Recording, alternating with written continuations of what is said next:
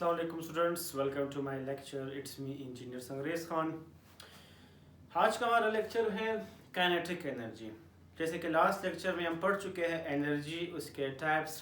तो उसके जो मेन टाइप्स है काइनेटिक एनर्जी और पोटेंशियल एनर्जी, आज के इस लेक्चर में हम कर रहे हैं काइनेटिक एनर्जी। काइनेटिक एनर्जी हमारे पास क्या है कि the energy possessed by an object due to its motion, कि जब कोई बॉडी जब मोशन में हो, हरकत में हो, तब उस एनर्जी को हम कहते हैं काइनेटिक एनर्जी।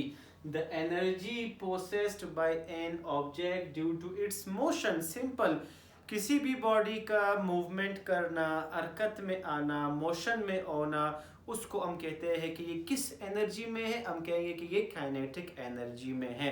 तो सिंपल डेफिनेशन है कि जब कोई बॉडी मोशन में हो, हरकत में हो, कोई बॉडी मूव कर रही हो, उसको हम कहते हैं काइनेटिक एनर्जी।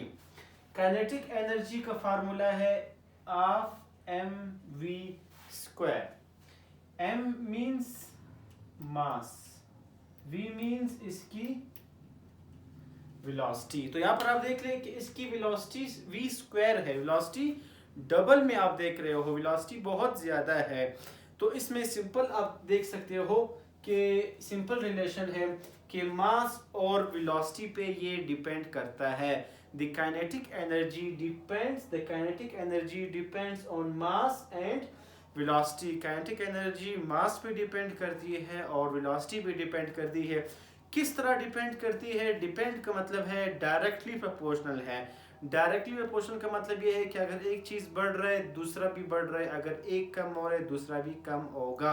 किस तरह से होगा ये हम ऑलरेडी यहाँ पर करेंगे।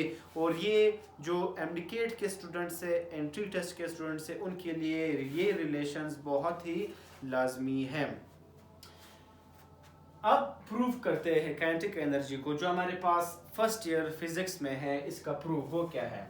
प्रूफ सिंपल ये है कि देख ले, वर्क हमारे पास एफ डी के इक्वल है। वर्क हमारे पास एफ का मतलब क्या है? फोर्स। फोर्स एम ए के इक्वल है, सेम एज इट इज। यहाँ पर हम सबसे पहले फाइंड करते हैं एक्सेलरेशन को। एक्सेलरेशन को हम यहाँ पर फाइंड करते हैं एक फार्मूला से, जिसको हम कहते हैं थर्ड इक्वेशन ऑफ मोशन। ये हम ऑलरेडी कर चुके हैं प्रीवियस चैप्टर्स में। 2as is equal to v f square minus v i square. यहाँ पर हम फाइंड कर रहे हैं एक्सेलरेशन को। तो एक्सेलरेशन हमने फाइंड करना है। जब कोई बॉडी स्टार्ट लेती है इनिशियल पॉइंट से, वो किसी और पॉइंट तक जाती है जिसको हम कहते हैं फाइनल पॉइंट। बॉडी का स्टार्ट लेना, बॉडी कहाँ से स्टार्ट लेती है? 0 मीटर पर सेकेंड से स्टार्ट लेती है। आसान अल्फाज में इसका ये मतलब है कि जहाँ पर इनिशियल वेलोसिटी होगी वहाँ पर हम क्या पुट करेंगे?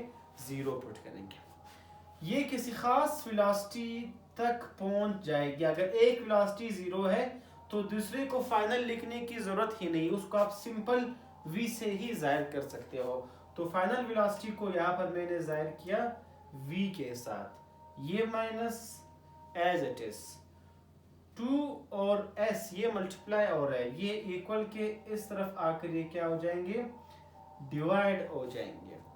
तो एक्सेलरेशन का फार्मूला क्या बना? v स्क्वायर माइनस 0 स्क्वायर, तो simple v square. 2s as it is. s क्या है? डिस्टेंस है। लेकिन यहाँ पर हम डिस्टेंस को क्या ले रहे हैं? d ले रहे हैं, डिस्प्लेसमेंट के फॉर्म में ले रहे हैं। तो s को यहाँ पर हम रिप्लेस करेंगे d के साथ। तो ये हमारे पास सिंपल बना एक फार्मूला एक्सेलरेशन का। ये हमने क्यों किया? क्योंकि हमने एक्सेलरेशन का जो फार्मूला है वो यहाँ पर इस फार्मूले में पुट करना है। तो फार्मूला क्या बनेगा हमारे पास? Work is equal to, work यहाँ पर किस फॉर्म में है? एनर्जी के फॉर्म में है। किस एनर्जी के फॉर्म में है या कौन सी एनर्जी हम प्रूव कर रहे हैं? वो है काइनेटिक एनर्जी। तो वर्क डन यहाँ पर हमारे पास है काइनेटिक एनर्जी।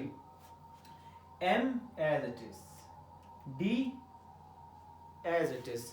जो एक्सेलरेशन है उसकी जगह हम यहाँ पर फार्मूला पुट करेंगे।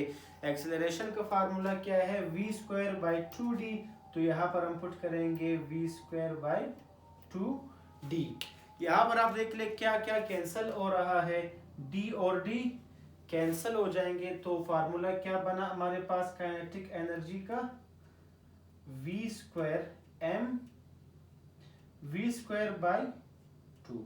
बेसिकली काइनेटिक एनर्जी का फार्मूला ये होता है mv²/2। लेकिन हम क्या करते हैं कि यहाँ पर चूंकि m के साथ हम 1 कंसिडर कर सकते हैं, 1 हम लिखे ना लिखे फर्क नहीं पड़ता, तो क्या होता है इसको हम बेसिकली 1/2 के फॉर्म में लिखते हैं, क्योंकि अगर आप 1 को m से v से मल्टीप्लाई करें तो कोई फर्क नहीं पड़ता, इसलिए हम इसको ब्रेक करके लिखते हैं, वैल्यू को अलग और मास और वेलोसिटी को अलग करके लिखते हैं। तो ये है 1/2 mv²। तो ये हमारे पास फार्मूला है ऑफ mv² काइनेटिक एनर्जी का, ऑफ mv²। ये इसका प्रूफ है फॉर एफएससी स्टूडेंट्स। अब इसके हम रिलेशंस देखते हैं कि जो काइनेटिक एनर्जी है वो किस चीज पे डिपेंड करता है। काइनेटिक एनर्जी डिपेंड करता है मास पर और डिपेंड करता है वेलोसिटी पर। इन दो चीजों के ये डायरेक्ट रिलेशन में है, ये आपने याद रखना है, स्पेशल जो एंट्री टेस्ट के स्टूडेंट्स हैं। ये इस तरह के रिलेशंस मैक्सिमम तौर पर टेस्ट्स में आते हैं, एंट्री टेस्ट्स में। तो वो रिलेशंस आपने किस तरह याद रखने हैं, अब आप देख लें। मास और kinetic energy, kinetic energy is equal two of mv²। Mass kinetic energy आपस में डायरेक्ट रिलेशन में है। तो इसका क्या मतलब है कि greater the mass greater will be it's kinetic energy, कि जब किसी बॉडी का मास जितना ज्यादा होगा उसकी काइनेटिक एनर्जी भी उतनी ही ज्यादा होगी, और अगर मास जितना इसका कम होगा काइनेटिक एनर्जी भी उतनी ही कम होगी। नेक्स्ट थिंग, ये चीज ज्यादातर आता है कि यहाँ पर काइनेटिक एनर्जी को मास से अगर हम रिलेशन देख ले तो ये सिंपल आता है कि if the kinetic energy will B doubled if the mass of the object is doubled, कि अगर एक ऑब्जेक्ट है उसका मास को आप डबल करते हो तो काइनेटिक एनर्जी क्या होगी, डबल्ड, ट्रिपल्ड, 1/4 वगैरह ये ऑप्शंस आते हैं। तो आपने किस चीज पे टिक लगाना है कि अगर मास को आप डबल करते हो काइनेटिक एनर्जी भी डबल होगी। क्यों, बाय फार्मूला आप देख सकते हो, देख ले यहाँ पर, अगर मास को आप डबल करते हो तो काइनेटिक एनर्जी भी क्या हो जाएगी, डबल हो जाएगी। क्यों, क्योंकि दोनों डायरेक्ट रिलेशन में है, एक चीज बढ़ा दूसरा उतना ही बढ़ेगा, एक कम हुआ दूसरा उतना ही कम होगा। तो अगर मास को आप डबल करते हो काइनेटिक एनर्जी भी डबल होगी। लेकिन यहाँ पर आता है कि where is the velocity of a body, कि अगर मास को आप डबल कर लो काइनेटिक एनर्जी भी डबल होगी, तो वेलोसिटी क्या होगा, क्या वेलोसिटी चेंज होगी, क्या वेलोसिटी इंक्रीज होगी या डिक्रीज होगी। तो जब मास का चेंज होना जिससे हम काइनेटिक एनर्जी को रिलेट कर रहे हैं यहाँ पर, the velocity of a body will remain same, velocity same रहेगी। मास के चेंज होने से काइनेटिक एनर्जी का चेंज होना, वेलोसिटी हमेशा इसमें सेम रहेगी, आपने याद रखना है। नेक्स्ट पॉइंट, अब हम रिलेशन देखते हैं काइनेटिक एनर्जी को वेलोसिटी के साथ, ये भी डायरेक्ट रिलेशन में है। तो किस तरह रिलेशन में है कि if the velocity of an object is doubled then its kinetic energy, कि अगर वेलोसिटी को आप डबल करते हो काइनेटिक एनर्जी क्या होगी, क्या वो डबल होगी, क्या वो 4 टाइम्स होगी, क्या वो 3 टाइम्स होगी, तो क्या होगी, so then the kinetic energy will become 4 times, kinetic energy 4 times होगी। क्यों, अब देख ले v² है, अगर वेलोसिटी को आप क्या कर लो, डबल कर लो, डबल मींस 2 टाइम्स, वेलोसिटी की जगह मैंने 2 लिखा, स्क्वायर एज इट इज। तो अगर वेलोसिटी को आप डबल करते हो काइनेटिक एनर्जी क्या होगी, 2 का square means 4, kinetic energy will be 4 times, then its kinetic energy will become 4 times. तो इस तरह आपने इस तरह के रिलेशंस वाले क्वेश्चंस को सॉल्व करना है जब भी वो एमसीक्यूज में आते हैं। लास्ट रिलेशन हम देखते हैं कि यहाँ पर क्या है, आप देख ले काइनेटिक एनर्जी को हम मास के साथ रिलेट कर रहे हैं तो वेलोसिटी को रिमेन सेम होना चाहिए, और जब हम वेलोसिटी को काइनेटिक एनर्जी के साथ रिलेट कर रहे हैं तब मास को रिमेन सेम होना चाहिए, then where is the mass will remain the same. Last relation, if the velocity of a object is halved, क्या अगर किसी भी ऑब्जेक्ट की वेलोसिटी को आप क्या कर लो, आप उसको हाफ कर लो, आधा कर लो, तो v के ऊपर स्क्वायर है तो इसके ऊपर भी हम क्या लिखते हैं, स्क्वायर डालते हैं। So if the velocity of an object is halved, then अगर वेलोसिटी को आप ऑफ करते हो तो काइनेटिक एनर्जी क्या होगी, then the kinetic energy will become 1/4 of its original value। तब काइनेटिक एनर्जी कितनी होगी, वो 1/4 हो जाएगी।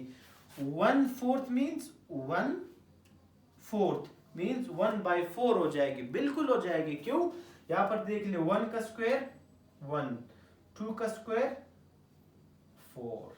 So when the velocity of an object is aft, its kinetic energy will be 1/4, ये 1/4 होगी। सो ये रिलेशंस आपने याद रखने हैं। So thank you all of you, इंशाल्लाह मिलते हैं नेक्स्ट लेक्चर में, तब तक के लिए अल्लाह हाफिज़।